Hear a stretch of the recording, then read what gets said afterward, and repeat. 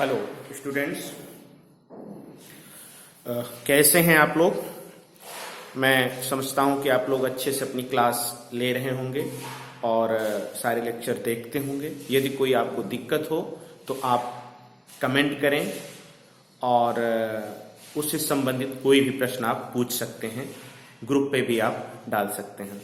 आज हम आपको नया चैप्टर पढ़ाएंगे, वो है क्लासिकल रोजगार सिद्धांत, थ्योरी ऑफ एम्प्लॉयमेंट, क्लासिकल का रोजगार का सिद्धांत। तो सबसे पहले प्रश्न उठता है कि आखिर क्लासिकल शब्द ये क्लासिकल शब्द क्या है। तो क्लासिकल शब्द जो है, हिंदी में क्लासिकल को बोलते हैं प्रतिष्ठित। ठीक है, किसी भी विषय या किसी भी चीज का जो बैकग्राउंड के जो विद्वान होते हैं, क्लासिकल अर्थशास्त्री थे वो। तो ध्यान दीजिए कि एडम स्मिथ जो अर्थशास्त्र के फादर कहे जाते हैं, उनकी पुस्तक आती है 1775 में, वेल्थ ऑफ नेशन। उनकी पुस्तक आती है वेल्थ ऑफ नेशंस, जो है an inquiry into the nature and causes of wealth of nation. तो उसी समय एक विचारधारा डेवलप होती है और उस विचारधारा के जो अनुयायी हुए, रिकार्डो, जेबीसे, सीनियर, जेएस मिल, इन सब लोगों को कीन्स ने क्या कहा, ये लोग क्लासिकल हैं, प्रतिष्ठित अर्थशास्त्री हैं। तो ये हो गया क्लासिकल सिद्धांत। अब प्रश्न उठता है कि क्लासिकल रोजगार का सिद्धांत है, तो इसमें रोजगार का क्या अर्थ है। रोजगार, तो रोजगार का अर्थ ये होता है कि यदि आप या कोई व्यक्ति सार्थक कार्य कर रहा है, मतलब उसके कार्य से अगर राष्ट्रीय उत्पादन में वृद्धि हो रही है, राष्ट्रीय उत्पादन में अगर उसका सहयोग हो रहा है, तो कहा जाएगा कि वह रोजगार में है। ठीक है, अच्छा। अब प्रश्न उठता है कि आखिर फुल एम्प्लॉयमेंट क्या है, पूर्ण रोजगार क्या है।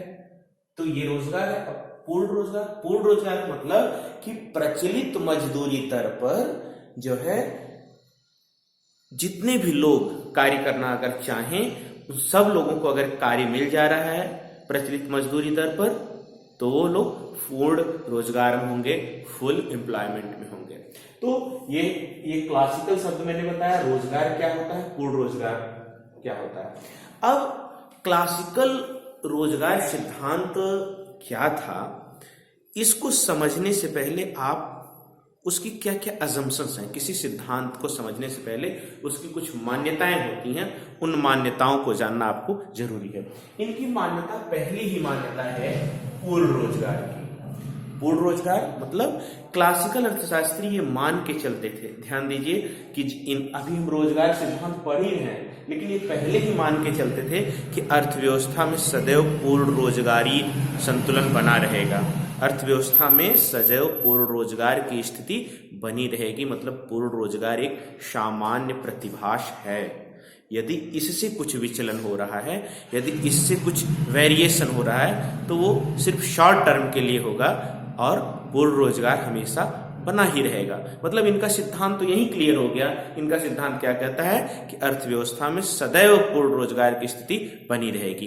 कैसी बनी रहेगी उसको हम आगे देखेंगे। दूसरी इनकी मान्यता है कीमत यंत्र।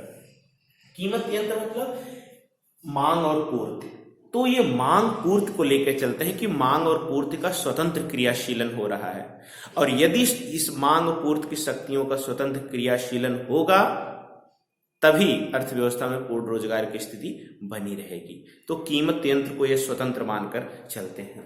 तीसरी इनकी जो मान्यता है वह पूर्ण प्रतियोगिता की, अर्थात क्लासिकल अर्थशास्त्री मानते थे कि कंपटीशन पूर्ण है, पूर्ण प्रतियोगिता है। उसकी क्या विशेषताएं आप फर्स्ट सेमेस्टर में पढ़े हैं। तो पूर्ण प्रतियोगिता है मतलब बहुत सारे क्रेता विक्रेता, परफेक्ट नॉलेज ऑफ मार्केट का है, तो पूर्ण प्रतियोगिता ये मानकर चलते हैं। और ये बंद अर्थव्यवस्था लेते हैं। ठीक है, एक क्लोज्ड इकोनॉमी लेते हैं। क्लोज्ड इकोनॉमिक मतलब ये फॉरेन, विदेशी व्यापार या विदेश से लेन देन को शामिल नहीं करते हैं, पहले बंद अर्थव्यवस्था का मॉडल लेते हैं जो है ये। तो अब प्रश्न उठता है, इन मान्यताओं के बाद इनका मॉडल है क्या, इनका मॉडल क्या है। तो बोले कि अगर ये मतलब पूर्ण रोजगार रहे, पूर्ण प्रतियोगिता रहे और कीमत यंत्र माने मांग पूर्ति की शक्तियां अगर फ्रीली कार्य करे, तो इनका सिद्धांत ये कहता है कि अर्थव्यवस्था में कैसा स्थिति रहेगी, कैसा संतुलन रहेगा? पूर्ण रोजगारी संतुलन रहेगा। मतलब ये बोले कि बेरोजगारी हो ही नहीं सकती, हमेशा पूर्ण रोजगार का संतुलन बना रहेगा जो है। मतलब ये उनकी मॉडल का निष्कर्ष है। तो वास्तव में इनका मॉडल 3 मार्केट पर आधारित है, ठीक है, 3 बाजार पर आधारित है। पहला है, ये 3 बाजारों को लेते हैं कि श्रम बाजार है, पूंजी बाजार है और वस्तु बाजार है। यदि तीनों ही मार्केट में, श्रम बाजार, वस्तु बाजार, पूंजी बाजार, तीनों ही मार्केट में अगर पूर्ण निकासी होगी, पूर्ण निकासी मतलब पूर्ण संतुलन होगा, मतलब डिमांड एंड सप्लाई बराबर होगी, कोई असंतुलन नहीं होगा, तो पूरी अर्थव्यवस्था में भी पूर्ण संतुलन अर्थात पूर्ण रोजगारी संतुलन बना रहेगा। तो ये 3 मॉडल लेते हैं। एक पहला श्रम बाजार लेते हैं जिसमें श्रम की मांग और पूर्ति के द्वारा संतुलन स्थापित होगा।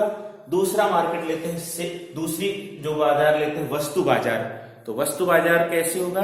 ये से के बाजार के नियम को अप्लाई करते हैं। और तीसरा पूंजी बाजार है, पूंजी बाजार में भी ब्याज दर के माध्यम से संतुलन स्थापित होगा। अब ये कैसे होगा उसको हम नेक्स्ट लेक्चर में देखेंगे। Thank you.